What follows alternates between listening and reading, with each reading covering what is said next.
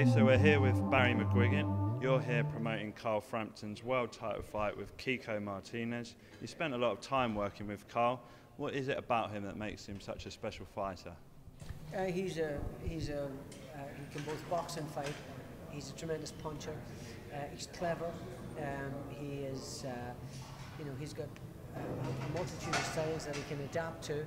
And I just think he's got a great personality outside of the ring. He's a bright, smart kid, generous with his time, but he's a hell of a fighter, and he's a huge draw in Northern Ireland. He's packed out the Odyssey Arena, 9,000 people 2 times already in the last sort of 8 months, and we know the potential of putting in 16,000 people there in this manufactured arena outside the Titanic centre down in the Titanic Quarter in Belfast. It's a spectacular venue, the beautiful new Titanic building. You've got the Harland and Wolff cranes, Samson and Goliath, and you've got Belfast Castle in the distance and Cave Hill. It's stunning, and it's representative of Belfast, and Carl represents Belfast, so it's just fantastic. It couldn't be better. Really iconic. Well, he certainly does represent Belfast, and you had a pretty amazing career yourself. Do you see a little bit of yourself in Carl at all? Yeah, I mean, I'm a Catholic married to a Protestant. He's a Protestant married to a Catholic, and things were much more hostile back in the 80s when I was around, late 70s, early 80s. Things are much better now, but Carl represents everything that's good about Northern Ireland, modern Northern Ireland, and his wife Christine and a beautiful daughter Carla, and Christine's pregnant again. So it's for me it's just like a throwback 30 years looking at this kid coming through, and he's an exceptional talent, and he's a crossover star over there. He's going to be a crossover star in England too, I promise you. And this will be an excellent fight on September the 6th, because Kiko can really fight. He's a heavy puncher.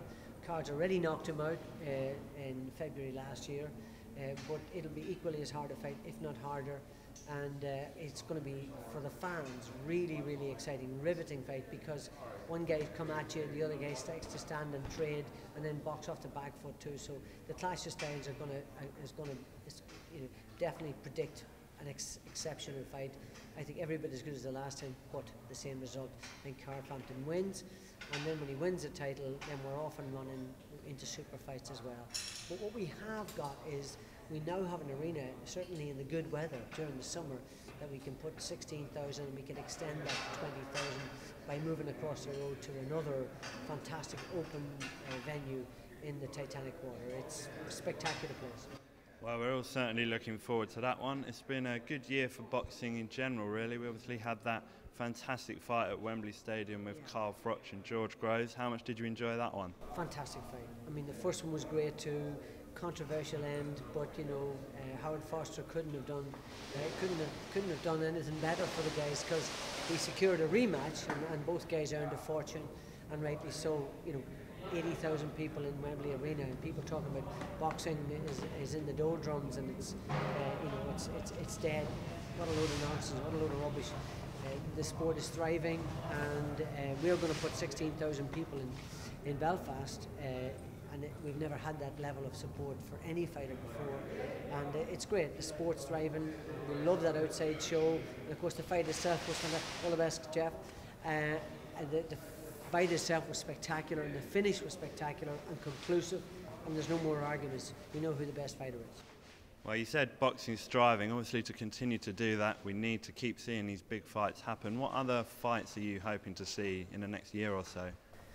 Well, I mean, Joshua's coming through. He's a very exciting kid. They've got to start matching him against more difficult opponents. There's Bellew and Cleverly. Kell Brook is going to be fighting for the world title. And of course, Carl.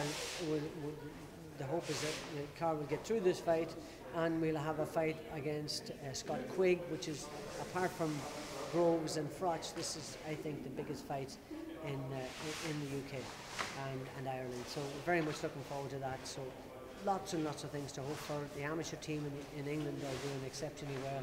The British team are doing exceptionally well. The Irish team are winning international competitions, and both the UK and the Irish amateur boxers are in the top 5 in the world. So it's a really healthy time for boxing. It's been well funded, and there's some amazing professionals coming through too. So I think it's very healthy for the sport, couldn't be better, and onwards and upwards.